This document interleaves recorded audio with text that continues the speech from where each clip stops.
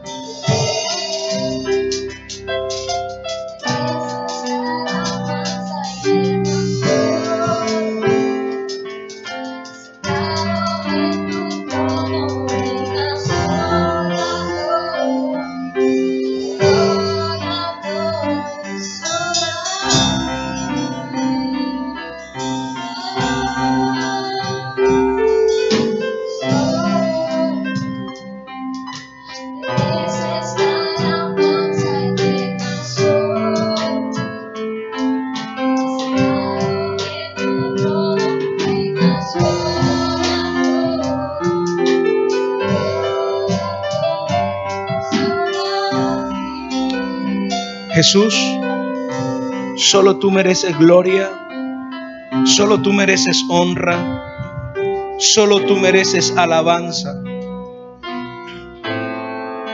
Y en esta mañana te la damos, porque sabemos y entendemos que hay un secreto al darte a ti la alabanza, Señor. Envuélvenos y te pido, Señor, que mientras es predicada tu palabra,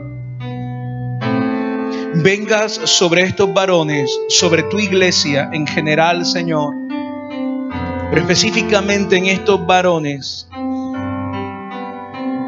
y embriagues en tu espíritu a quien debas embriagar. Que toda atadura con el alcohol, que toda atadura con el cigarrillo, que toda atadura con la pornografía, que toda atadura, Señor, con la mentira, el chisme,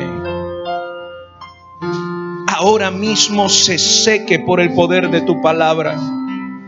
Y que mientras es predicada tu palabra, tú desarraigues del corazón y de las almas, de las emociones y de los sentimientos, todo aquello que ha querido y ha venido ocupando el lugar que solamente te corresponde a ti en los corazones de nosotros los varones, Señor. Y que sepamos ser varones, esposos, hijos, padres conforme a tu corazón. Te lo pedimos en el nombre de Jesús, y todos a una decimos en el nombre de Jesús: amén, amén y amén. Viendo y conociendo al Padre en el Hijo. El apóstol Juan dice claramente en el capítulo 14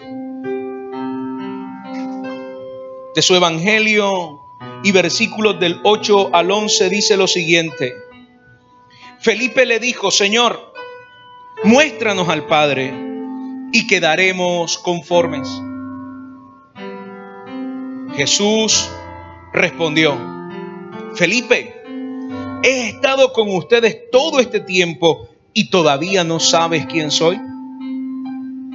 Los que me han visto a mí han visto al Padre. Entonces, ¿cómo me pides que les muestre al Padre? ¿Acaso no crees que yo estoy en el Padre y el Padre está en mí? Las palabras que yo digo no son mías, sino que mi Padre, quien vive en mí, hace su obra por medio de mí. Solo crean que yo estoy en el Padre y el Padre está en mí. O al menos crean por las obras que me han visto hacer. Es imperativo que esta generación sea testigo de la más grande manifestación de identidad, como cual nunca antes se ha manifestado y se ha dado. La escritura en Romanos capítulo 8 dice claramente lo siguiente. 8:19 al 23 dice: porque la creación aguarda con gran impaciencia la manifestación de los hijos de Dios. La tierra, la creación misma, está aguardando. Romanos 8, porfa. Dice, está aguardando la manifestación de los hijos de Dios con impaciencia. Todo lo que estamos viendo, desastres naturales, enfermedades, cosas que antes jamás se habían visto, hacen parte del gemido y de la manifestación de impaciencia que la tierra, que la creación misma está haciendo para que tú y yo como hijos de Dios intervengamos. Dice el versículo 20: porque la creación fue sujetada a vanidad, no por su propia voluntad, sino porque así Dios lo dispuso, pero todavía tiene esperanza. ¿Por qué lo dispuso el Señor? Por una razón, porque cuando el hombre pecó en el huerto del Edén, cuando Adán y Eva pecaron en el huerto del Edén, en vez de recaer toda la maldición plena a causa del pecado sobre hombre y mujer, recayó fue sobre la tierra.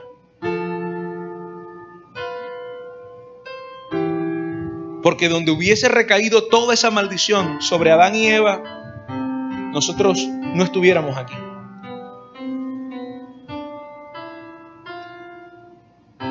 Sino porque así lo dispuso Dios, pero todavía tiene esperanza. Dile que tienes a tu lado, todavía hay esperanza. Dice Isaías capítulo 1, busca a Dios mientras pueda ser hallado, entre tanto esté cercano. La gente vive tomando del pelo a Dios y dice, no, yo mañana voy, yo mañana me entrego al Señor, yo mañana empiezo a ir a la iglesia, yo mañana, escúchame, tal vez no hay un mañana para ti. De hecho, tal vez no hay una hora. No, ahorita voy. Tú no sabes lo que puede pasar en los próximos segundos o minutos en tu vida para que aseveres o asegures que en una hora vas a estar en un lugar.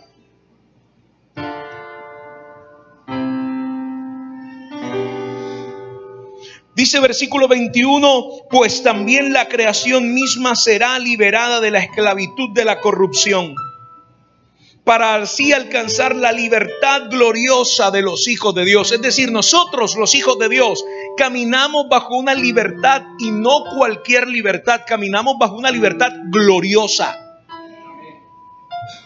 Cuando se habla de la libertad gloriosa, se habla de la manifestación de la plenitud de Cristo en mí, en mi vida, en todo lo que hago. Versículo 22, porque dice, porque sabemos que toda la creación hasta ahora gime a una y sufre como si tuviera dolores de parto. Y no solo ella, sino también nosotros que tenemos las primicias del Espíritu, gemimos dentro de nosotros mismos mientras esperamos la adopción, la redención de nuestro cuerpo. Pastor, ¿qué tiene que ver una cosa con la otra? Pues básicamente aquí está hablando cuál es la posición de identidad que tú y yo debemos tener. Tú y yo somos la solución. ¿Quién me presta una llave por ahí?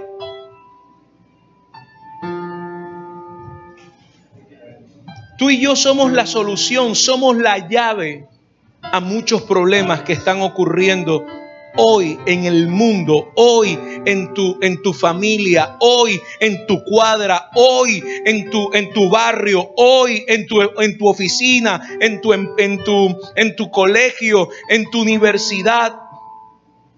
Porque los cambios, la transformación mejor, no empieza en grande, empieza a través de mí primero. Si soy transformado yo, debido a que la gloria de Dios está en mí, soy capaz de transformar cualquier ámbito, cualquier atmósfera. Y en ti y en mí está la llave para que las cosas empiecen a ser transformadas en este tiempo. Ahora bien, hay un secreto en todo esto, y ese secreto es parecernos y vivir como Jesús vivió en la tierra de los vivientes. La pregunta aquí es, ¿cómo vivió Jesús? Él vivió lleno del Espíritu Santo. Dile que tienes a tu lado, lleno del Espíritu Santo. Ahora pregúntale a ese mismo que le dices lleno del Espíritu Santo, pregúntale, ¿de qué estás lleno? ¿Estás lleno del Espíritu Santo? ¿O estás lleno de pornografía? ¿Estás lleno de alcohol? ¿Estás lleno de mentira? ¿Estás lleno de falsedad? Porque muchos decimos, somos cristianos. Sí, yo soy cristiano, voy a la iglesia, canto los coritos, digo Dios te bendiga, ando con la Biblia y eso me hace cristiano. No. Pregunta. Si vivieras en una biblioteca, ¿eso te hace un libro? ¿Aló? ¿Eso no te hace un libro si vivieras en una biblioteca? O si vas a una biblioteca todos los días, no te hace libro. Ser cristiano es más allá de congregarse. Debemos congregarnos, sí, pero va más allá de congregarse.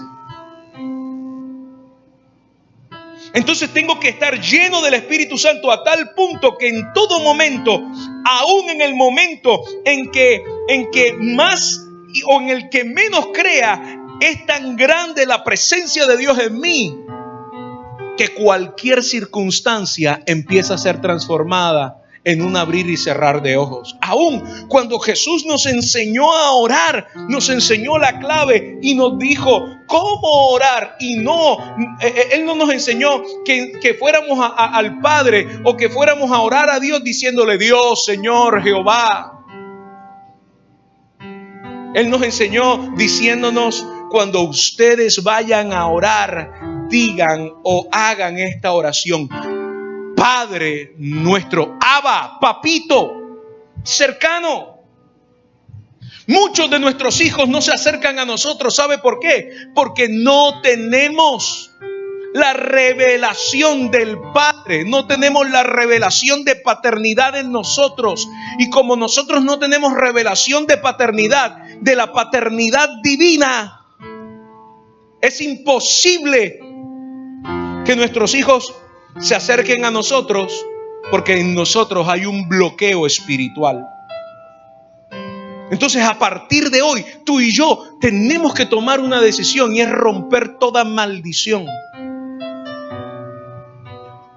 y pedirle al Señor que nos llene del Espíritu Santo. Anoche fue algo glorioso. Anoche creo que había más de 20 o 30 jóvenes aquí en el altar.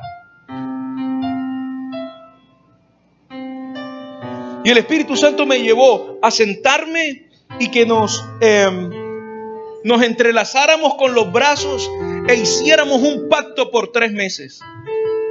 Un pacto con Dios, no de plata, sino un voto prometiéndole a Dios que íbamos a buscarle, íbamos a buscar su paternidad, su amor, su verdad, su misericordia, por lo menos 1 hora al día, por lo menos 1 hora al día.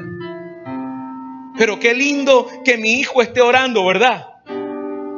¿A cuántos les gustaría ver a sus hijos orando, intercediendo, metidos con Dios? ¿A cuántos de ustedes? Lindo, ¿verdad? Pero qué feo que sea tu hijo y no tú como papá quien le deje el ejemplo. Porque tus hijos te tienen que ver a ti también en el altar, de rodillas, de cabeza, clamando a Dios, no por un problema, ni buscando la mano de Dios, sino buscando el corazón del Padre. Y manifestando tu corazón apasionado por Él. Jesús vivió de la manera correcta, y tú y yo tenemos que vivir de esa misma manera. Romanos capítulo 8, versículos del 12 al 17 dice: así que, hermanos, tenemos una deuda pendiente, pero no es la de vivir en conformidad con la carne, porque si ustedes viven en conformidad con la carne, morirán. Pero si dan muerte a las obras de la carne por medio del Espíritu, entonces vivirán. Porque los hijos de Dios son todos aquellos que son guiados por el Espíritu de Dios, no por la carne, no por las emociones. No, yo estoy harto de aquellas personas que dicen: ay, es que sentí de Dios, ay, es que algo se me movió en el corazón. Escúchame, engañoso es el corazón. No hay nada mejor que determinar algo o decir algo y decir con base no en mi emoción ni en mi sentimiento, sino con base en lo que dice la palabra de Dios.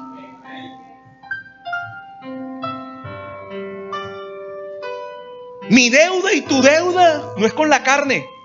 Mi deuda y tu deuda es con el Espíritu. Entonces vivirán, dice versículo 14, porque los hijos de Dios son todos aquellos que son guiados por el Espíritu de Dios. Dile al que tienes a tu lado: guiado por el Espíritu de Dios. No guiado por tu mami, no guiado por tu papi. Hombres que todavía no se atreven a mover algo si la mamá no está de acuerdo. No, es que mi mamá dice que no. No, es que mi papá dice que no. Escúchame, cuando tú tienes una revelación de paternidad. Tú sabes que cuando asumes el rol de varón, tú tienes que asumir el rol de tal manera que tú estás conectado con el Padre y el Padre es quien te guía. Uy, como que le diga duro a alguien porque bajaron los amenes.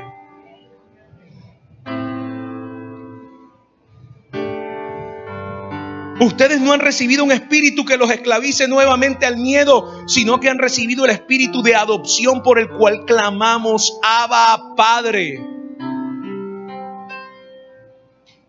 ¡Papito!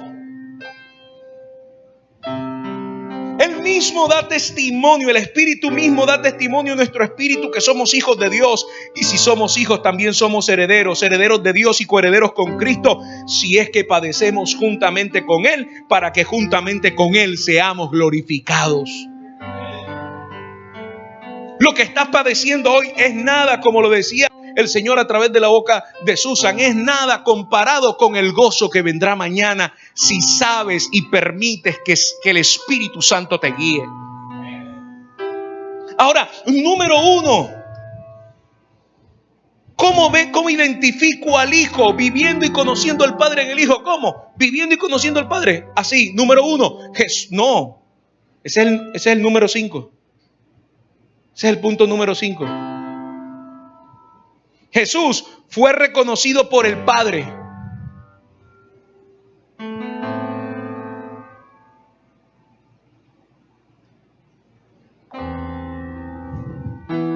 Jesús fue reconocido por el Padre. ¿Dónde? Mateo capítulo 3, versículo 16 al 17 y Mateo 17, 5. En Mateo 3, 16, 17 dice, después de ser bautizado, Jesús salió del agua. Entonces los cielos se abrieron.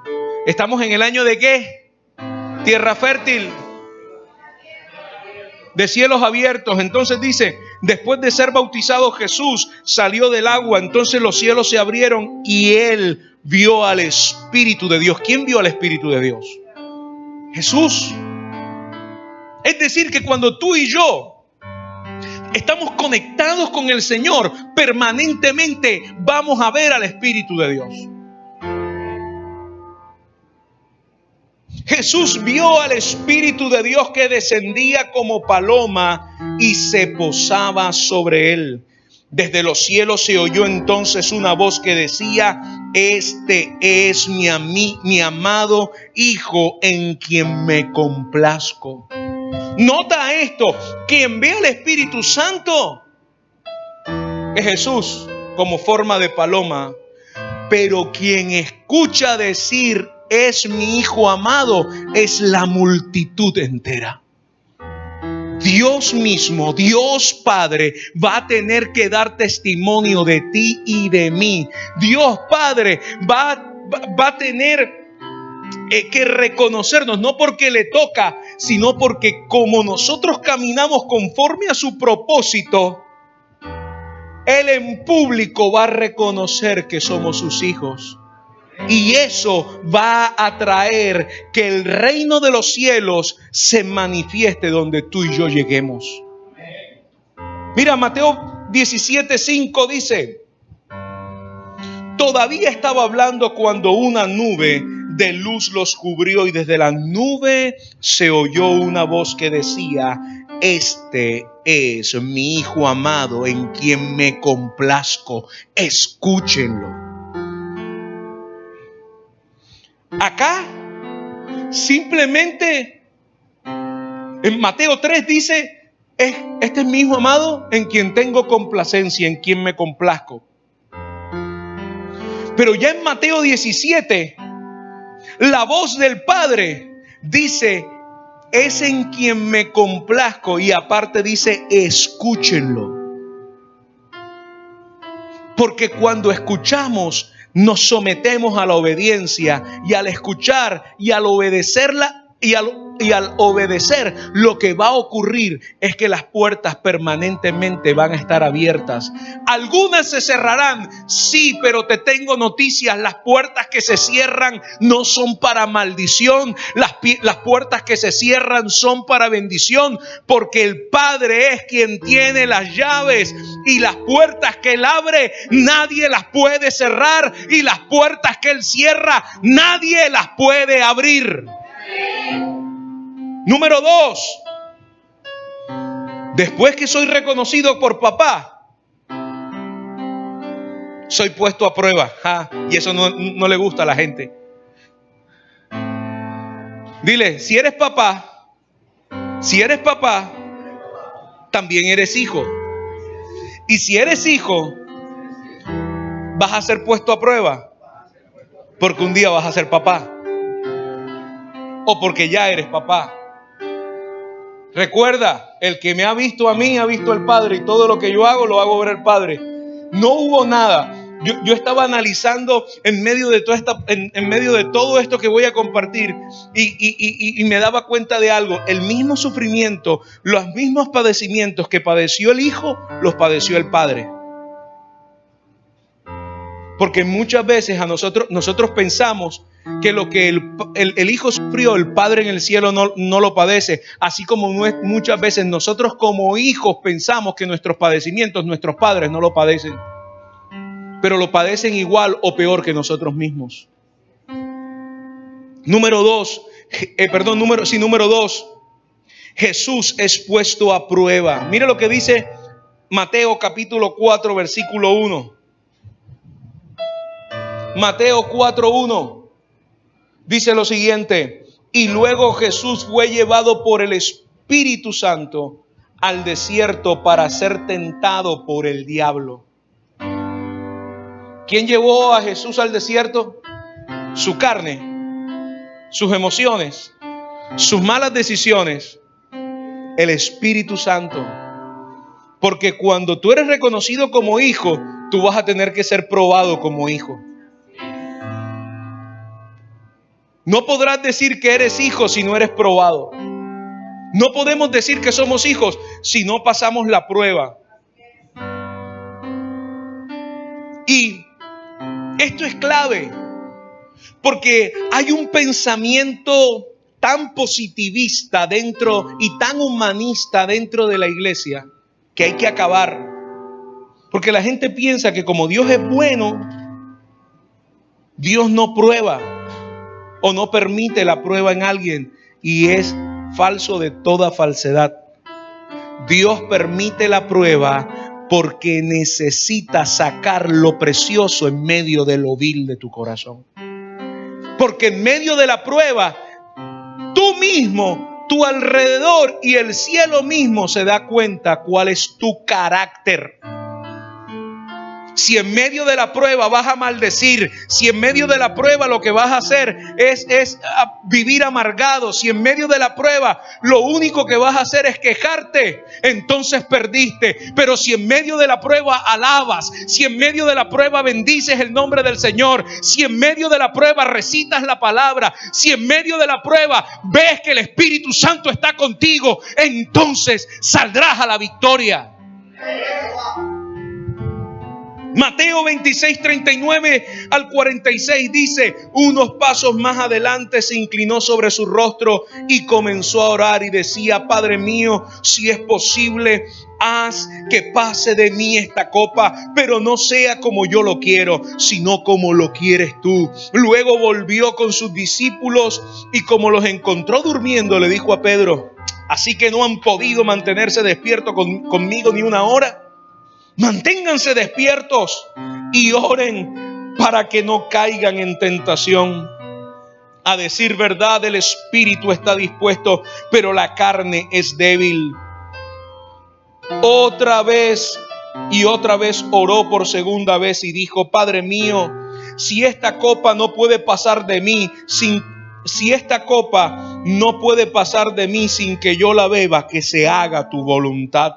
Una vez más fue y los halló durmiendo, porque los ojos se le caían de sueño. Entonces los dejó y volvió a irse, y por tercera vez con las mismas palabras le dijo al Señor. Luego volvió con sus discípulos y les dijo: sigan durmiendo y descansando. Miren que ha llegado la hora y el Hijo del Hombre es entregado en manos de pecadores. Vamos, levántense, que ya está cerca el que me traiciona.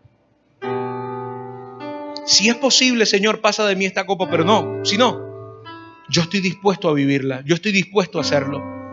¿Cuántos de nosotros somos capaces de decir eso? Número 3. Jesús sana gente. ¿Sabes que todo aquel que tenga contacto contigo y conmigo tendrá que ser sano? El problema, el grave problema es que muchos de los que tienen contacto con los supuestos hijos de Dios terminan más enfermos que sanos. Porque la gran mayoría de los hijos de Dios, entre comillas, lo único que saben hacer es hablar mal. Lo único que saben hacer es quejarse. Lo único que saben hacer es bueno, yo te invito a mi iglesia, pero ¿sabes qué? Es que el pastor es regañón. Mira, yo te invito a mi iglesia, pero es que tú no sabes que es que allá no hay gente. Mira, ninguno es perfecto. Levante la mano el que es perfecto en esta congregación, en este ministerio, por Dios, porque entonces usted está en el lugar equivocado. Usted debía estar en el cielo. Todos somos imperfectos. Pero tú y yo estamos llamados a sanar gente, no a enfermarla más. Jesús, dice la Escritura, en Marcos capítulo 1, versículo 32 al 34. Mira, Jesús era tan bueno que hasta la suegra de Pedro sanó. Por eso es que dicen que Pedro lo negó después 3 veces. Escuche. No, mi suegra es bien, mentira. Ahí está sentada. Escuche, al anochecer, cuando el sol se puso, llevaron a Jesús a todos los que estaban enfermos y endemoniados, algunos o a todos. Y toda la gente y toda la ciudad se agolpaba ante la puerta, y Jesús sanó a muchos que sufrían diversas enfermedades y también expulsó a muchos demonios, aunque no los dejaba hablar porque lo conocían. Él sanó. Ahora, Jesús, al igual que tú y yo, hemos sido llamados a sanar gente. El tema es, tú y yo tenemos que sanar gente. Si la gente se deja sanar, ya es otra cosa. Hay un hombre que por más de 1 año y medio fue golpeado. O sea, conozco que desde hace 1 año y medio o tal vez 1 año le hablaron de nuestro ministerio. Nosotros por casualidad llegamos ahí. Bueno, por casualidad no, por diosidencias. Llegamos allí y le empezamos a hablar, y todos los días que íbamos me decía: este domingo sí voy, este domingo sí voy. Y entonces yo le escribía: ¿por qué no viniste? Cuéntame cómo estás. Y hablaba con el hombre, hasta que un día el Espíritu Santo me dice: déjalo, porque él no quiere ser sano. Él quiere vivir su vida como él quiere, como le da la gana y como a él le parece. Me quedé quieto entonces, porque hay un momento en el que tú tienes que plantar y un momento en que tienes que esperar. Si la semilla da fruto, gloria a Dios. Pero yo creo que la semilla incorruptible y siempre viva de la palabra de Dios dará fruto, y fruto en abundancia. Número 4. Jesús confrontaba a los políticos y a los religiosos de la época. Ay, ay, ay. Mire, ¿sabe cuál fue la mentira más grande que se introdujo en el reino de los cielos? Que la religión y la política tenían que estar separados. Y yo le voy a demostrar por la palabra que no es así. Porque desde Génesis hasta Apocalipsis vemos cómo Jesús confronta a través de sus profetas no solamente al pueblo religioso, sino también al mundo político. Y aquí, en este texto que voy a usar, de Mateo 23, 23 al 36, vamos a ver algo particular. Usted sabe que los fariseos, ¿quién me puede decir quiénes eran los fariseos?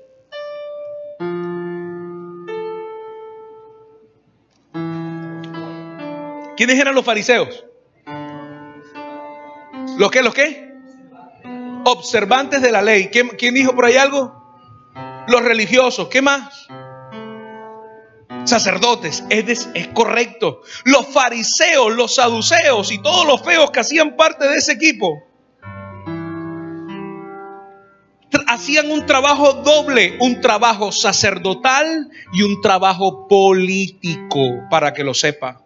Y Jesús los confronta. Mira lo que dice Mateo 23, 23. Dice: ay de ustedes, escribas y fariseos hipócritas, porque pagan el diezmo de la menta, del eneldo y del comino, y soslayan, es decir, pasan por alto lo más importante de la ley, que es la justicia, la misericordia y la fe. Es necesario que hagan esto, pero sin dejar de hacer aquello. Guías de ciego que cuelan el mosquito, pero se tragan el camello. Ay de ustedes, escribas y fariseos hipócritas, porque limpian por fuera el vaso y el plato, pero por dentro están llenos de robo y de injusticia. Cualquier parecido con la iglesia contemporánea, y ojo, no hablo solamente de la iglesia católica, porque enseguida iglesia católica, no, la iglesia cristiana evangélica está igual o peor que la iglesia católica en cuanto a eso, porque han vendido los principios, han vendido la verdad de la palabra, entregándose por dinero. Ay de ustedes, escribas y fariseos hipócritas, que son como los sepulcros blanqueados, que por fuera se ven hermosos, pero por dentro están llenos de carroña y de total impureza. Así también ustedes por fuera se presentan ante todos como hombres justos, pero por dentro están llenos de hipocresía y de maldad. ¡Ay de ustedes, escribas y fariseos hipócritas! Porque edifican los sepulcros de los profetas y adornan los monumentos de los justos, y dicen: si hubiéramos vivido en los días de nuestros padres, no hubiéramos sido sus cómplices en la muerte de los profetas. Y estaban allí en ese momento, ya estaban fraguando y estaban en complicidad para matar al mayor y al mayor de los profetas, al Salvador y al Rey de Reyes y Señor de Señores. Porque ellos dicen una cosa pero viven otra. ¡Aló! Versículo 31. Con todo esto dan testimonio contra ustedes mismos, que son hijos de aquellos que mataron a los profetas. Terminen de hacer lo que sus padres comenzaron, serpiente, generación de víboras. ¿Cómo escaparán de la condenación del infierno? Por eso yo les enviaré profetas, sabios y escribas de ellos. Ustedes matarán y crucificarán a algunos, y a otros los azotarán en sus sinagogas, y los perseguirán de ciudad en ciudad, para que recaiga sobre ustedes toda la sangre inocente que se ha derramado sobre la tierra, desde la sangre de Abel, el hijo de Berequías, a quien ustedes mataron entre el templo y el altar. De cierto les digo que todo esto vendrá sobre esta generación. Y Lucas 13:32, para cerrar y ponerles en contexto lo que quiero decir en este punto. Dice el versículo 32 del capítulo 13 de Lucas: en ese preciso momento llegaron algunos fariseos y le dijeron: vete de aquí, porque Herodes te quiere matar. Y Jesús les dijo: vayan y díganle a ese zorro: mira, hoy y mañana voy a expulsar demonios y a sanar enfermos, y al tercer día terminaré mi obra. Herodes, un judío que servía al César, era el gobernador, pero también estaba amangualado con los fariseos, los sacerdotes de la época, para querer acabar con la vida del Hijo de Dios. Y el Señor Jesús los confronta. Tú y yo como iglesia, tú y yo como hijos de Dios, tenemos el derecho, tenemos el deber de confrontar todo poder fariseico y todo poder político que se mueve a través de toda tiniebla que se mueve a través de los poderes políticos. Tú tienes el derecho a levantarte como Jesús lo hizo. Y tenemos el deber. Jesús confrontaba a los políticos y a los religiosos de la época de tal manera que los ponía a temblar. La iglesia tiene que poner a temblar a los religiosos y a los políticos de esta época para que la manifestación gloriosa de los hijos de Dios se dé en este tiempo. Yo no sé si usted lo ha leído en la Biblia, pero la Biblia dice que en este tiempo se predicará la palabra con mayor poder, con mayor ahínco, y no solamente eso, sino que permearemos lugares que nos habían sido quitados en este último tiempo, porque aparecerá el anticristo. Y otra cosa que se le olvida a muchos religiosos, a muchos políticos de esta época, es que el anticristo, nuestro más grande enemigo, no actúa a nivel espiritual, sino que actúa a nivel político. Lea, estudie la Biblia. Pastor, ya le estás metiendo política al asunto. No, te estoy abriendo los ojos para que entiendas cosas, porque en este momento tú y yo tenemos que ser el faro que ilumine el camino de los que están en tinieblas. Y tenemos que levantarnos con poder y con autoridad en el nombre de Jesús para arrancar lo que deba ser arrancado y establecer lo que se deba establecer. Número 5. Jesús diezmaba y ofrendaba. ¿Cómo? Jesús diezmaba y ofrendaba. Sí, Jesús diezmaba y ofrendaba. ¿Y usted cómo sabe eso, pastor? Porque mira, dice la Biblia en el capítulo 20, versículo 25, cuando los fariseos venían donde Jesús a probarlo y a que se metiera en contravía y dijera que no había que pagar impuestos, Jesús le dice: muéstreme la monedita esa. ¿Quién está en esa? ¿Quién es el de la cara de esa moneda? No, el César. Bueno. Den al César lo que es del César y a Dios lo que es de Dios. Pastor, pero ahí no dice que Jesús diezmó. Sí, pero él estaba diciendo, y ahora le voy a comprobar que él cumplió la ley de tapa a tapa. Entonces, si él cumplió la ley de tapa a tapa, él diezmó y ofrendó. Mire lo que dice 23:23, Mateo 23:23. Ahorita lo acabamos de leer, pero se repite. Ay de ustedes, escribas y fariseos hipócritas, porque pagan el diezmo de la menta, del eneldo y del comino, y soslayan, pasan por alto lo más importante de la ley, que es la justicia, la misericordia, la fe. Es necesario que hagan esto sin dejar de hacer aquello. Y Mateo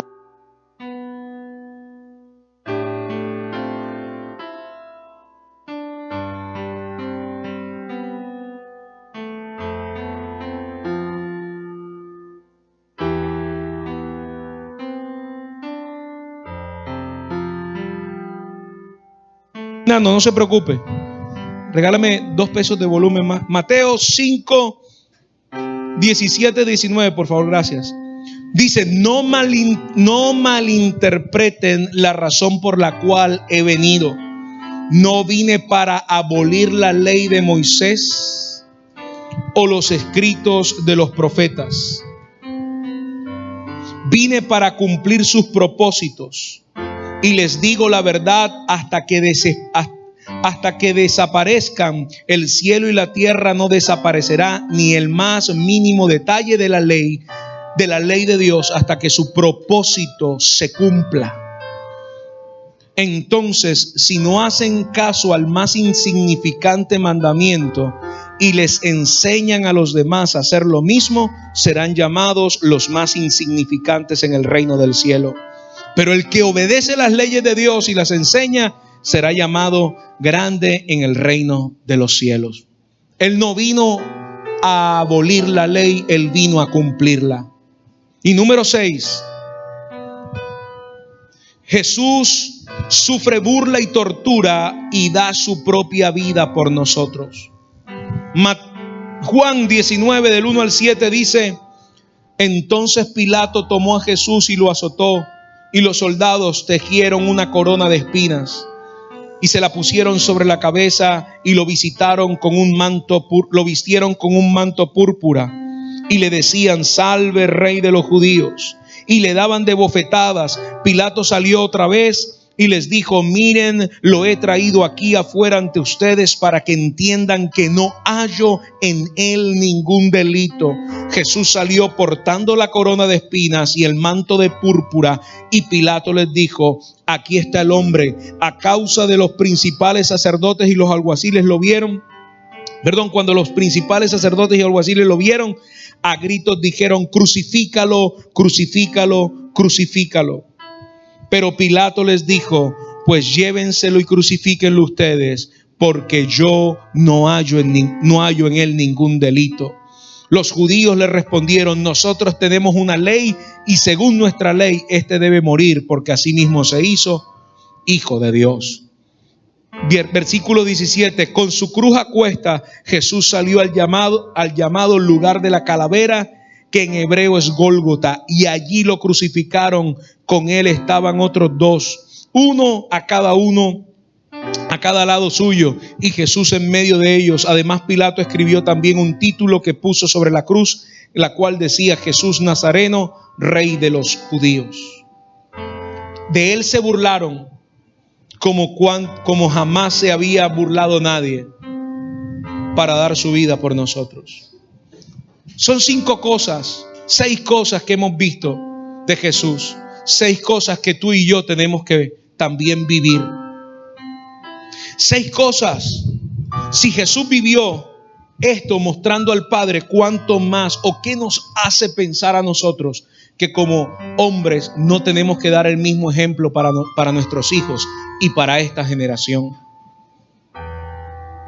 Colosenses dice en el capítulo 1, y nada más voy a leer el versículo 15: Él es la imagen del Dios invisible, el primogénito de toda creación. Él es la imagen. El que ha visto al Hijo ha visto al Padre. Si alguien te ve a ti, tiene que ver al Padre. Si alguien ve a tu hijo, te tiene que ver a ti. Mire, muchos ven a Santiago y me dicen: ese es hijo tuyo, predica, habla igualito a ti. Lo único que no hace es caminar igual a mí, porque camina igual al abuelo.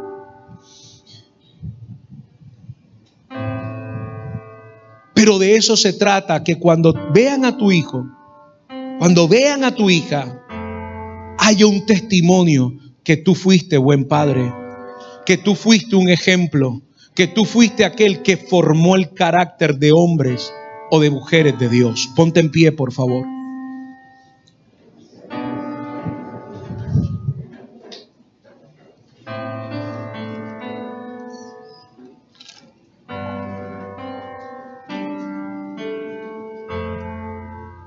Levanta tu mano al cielo.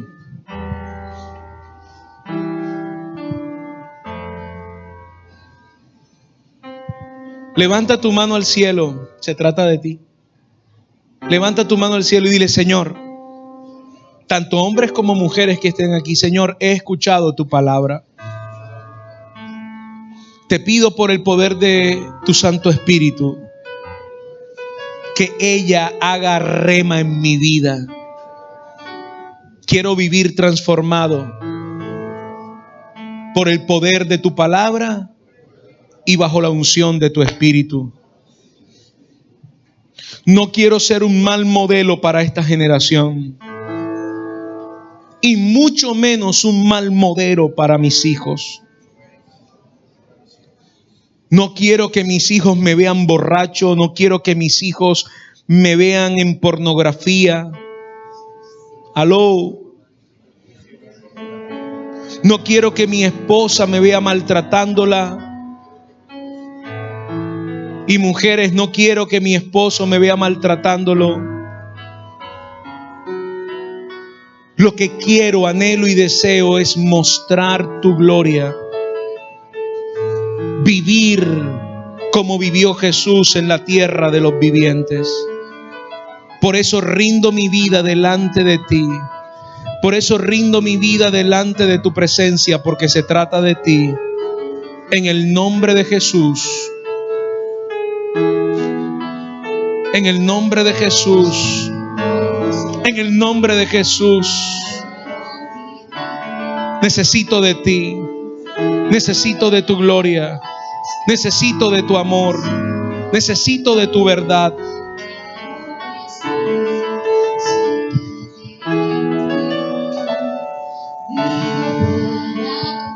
Tus sueños. Vamos, escuche esa canción. Regálenos 2 minutos más. Escuche esa canción.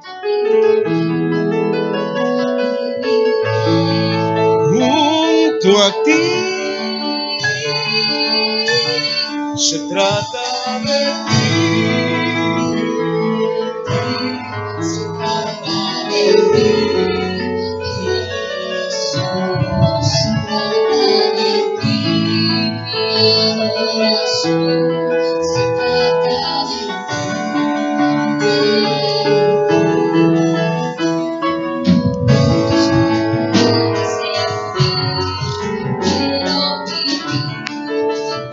voluntad.